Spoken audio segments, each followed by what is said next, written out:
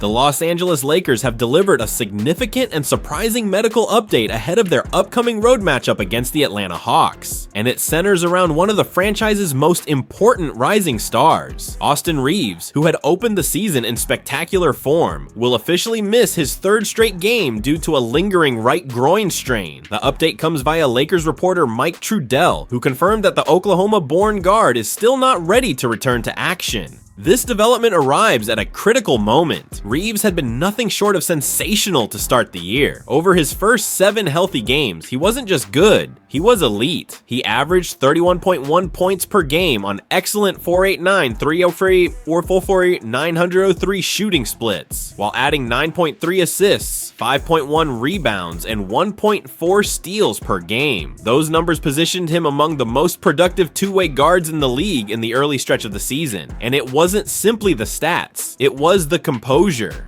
the shot making, the command of the offense. Reaves didn't just elevate his game, he took control of the Lakers system in a way few expected. He became the primary initiator, the late game creator, and a stabilizing force on both ends of the floor. It was a stretch that sent a clear message. Austin Reaves isn't just a valuable role player anymore, he is evolving into a legitimate star. This is why the injury update matters so much. The Lakers, who have already been navigating major challenges without the presence of LeBron James due to a season-long battle with sciatica, are missing one of the 2 engines that carry their offense. With Reaves out again, Los Angeles must continue relying heavily on its supporting cast to maintain rhythm and competitiveness on the road. Financially, this stretch of dominance from Reaves carries enormous implications. He is currently slated to earn $14.9 million if he opts in for the 2026-27 season, a number that is quickly becoming outdated. If Reaves continues to perform anywhere close to last season's level once he returns, numbers of 20.2 points, 5.8 assists, 4.5 rebounds, and 1.1 steals on efficient splits, he is expected to command a substantial raise. League projections suggest he could earn north of $40 million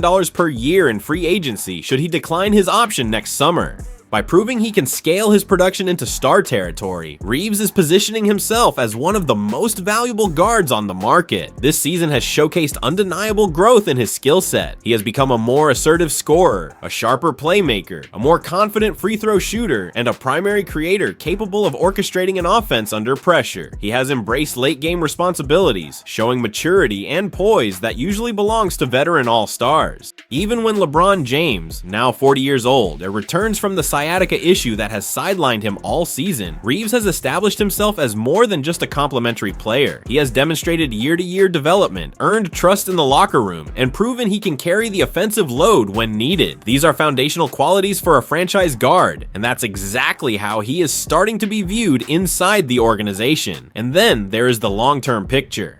LeBron James, approaching the later stages of his career, remains a legendary presence but is clearly nearing the twilight of his playing journey. Reaves at 27 aligns far more naturally with the Lakers' future timeline, particularly alongside Luka Doncic, the organization's 26-year-old franchise centerpiece. Both Reaves and James are on track to reach unrestricted free agency this summer. LeBron was unable to secure a new deal with the Lakers this past offseason, while Reaves would be forfeiting tens of millions by opting into his current contract. The organization's direction is gaining clarity. Los Angeles is preparing for the next era, one centered around Doncic. And if Reaves continues this upward trajectory, the Lakers may already have their second cornerstone in-house. Reaves' game complements Doncic's skill set perfectly: a secondary ball handler, a reliable scorer, a high IQ playmaker, and a willing off-ball threat who can create his own shot when required. As he recovers from his groin issue, the stakes couldn't be higher. Reaves has already proven he belongs among the league's next wave of difference makers. His return will not only impact the Lakers' performance on the floor, it will influence their roster strategy, contract planning, and long-term identity as head coach JJ Redick continues shaping the system and future direction of the franchise. For now, Los Angeles will once again take the court without him, but when he returns, eyes across the league will be watching closely.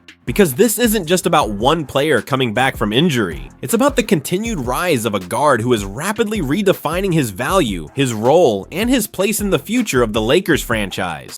The Los Angeles Lakers have just received one of the most important updates of their season, and it doesn't involve an injury, a trade rumor, or a standing shift. It involves money, big money, and the future of a rising star who is quickly proving that he may be worth every dollar. Austin Reaves, once viewed as a promising role player and smart system fit, is now entering a different conversation entirely. The conversation of major contracts, franchise planning, long-term roster construction, and whether the Lakers can realistically afford to let him reach the open market. This development surfaced during the Zach Lowe show, where Dan White of The Athletic, someone deeply connected to the Lakers front office pulse, revealed that Reaves was already in position for a major financial leap before he erupted to start the season and before the groin injury sidelined him temporarily. Zach Lowe didn't hesitate in his assessment. He stated plainly that Reaves has entered max contract territory. Not hypothetical, not speculative, real, legitimate, front office talked about max money. He's a very good offensive player. Lowe said he competes on defense. If he has a strong season, fringe all-star potential, and a maximum contract is absolutely possible. That single comment changes the tone around Reaves entirely, because this isn't hype. This isn't social media exaggeration. This is a leading NBA analyst speaking with confidence about a player who has forced a recalibration of value. Dan White backed that stance with information from inside the league.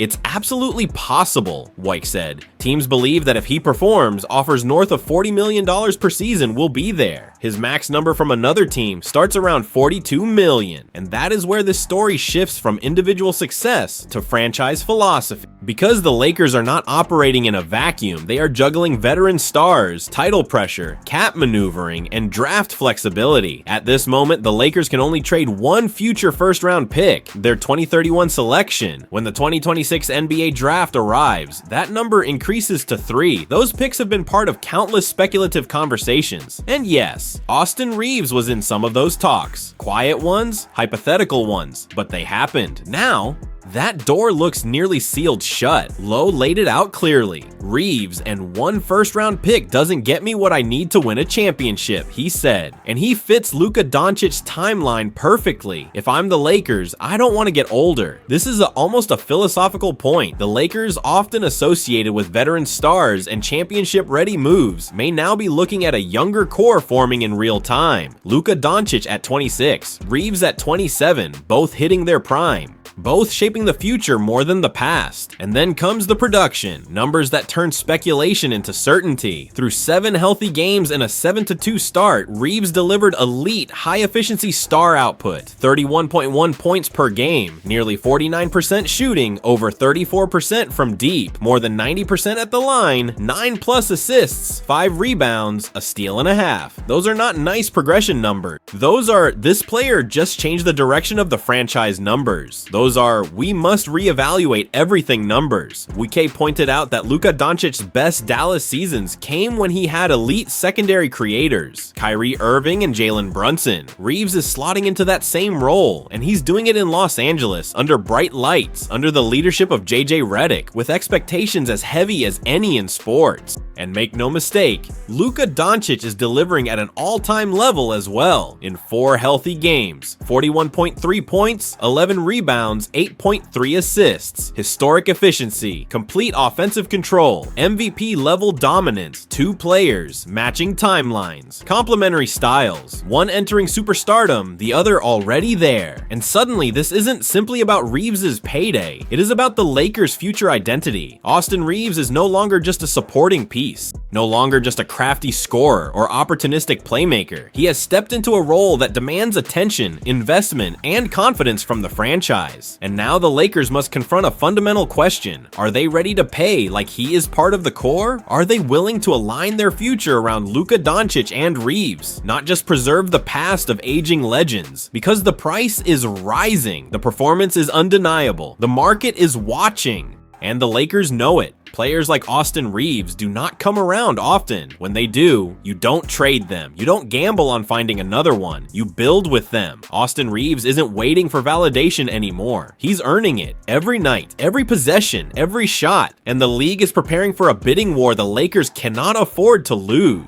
The Los Angeles Lakers are winning early, they are finding chemistry, and they are getting standout production from Ayton, a player many questioned heading into the season. But even with momentum firmly on their side, one thing is clear: the front office is not settling. The Lakers are exploring every angle to strengthen their roster, and one name continues to surface in league circles: Dallas Mavericks center Daniel Gafford, a $60 million interior force who could become available before the trade deadline. According to reporting from Brett Siegel of Clutch Points, multiple teams are monitoring Gafford as the Mavericks navigate a shaky start to their season. Siegel notes that Dallas continues to evaluate its options, including exploring the market for Klay Thompson, and rival front offices are watching closely. Not because Dallas is actively shopping players yet, but because pressure tends to change organizational strategies quickly in the NBA. The Lakers, who have long tracked Gafford's development, are considered one of the most attentive teams in this situation. Gafford, 27, signed a 3-year extension this offseason and remains trade eligible. His profile is clear: athletic, physical, an elite rim protector who plays above the rim and defends with energy. Through his first 3 games this season, Gafford has averaged 12 points, 5.3 rebounds, 1.7 blocks, 1.3 assists, and 1.3 steals in just over 22 minutes per night, while converting 75% of his shots.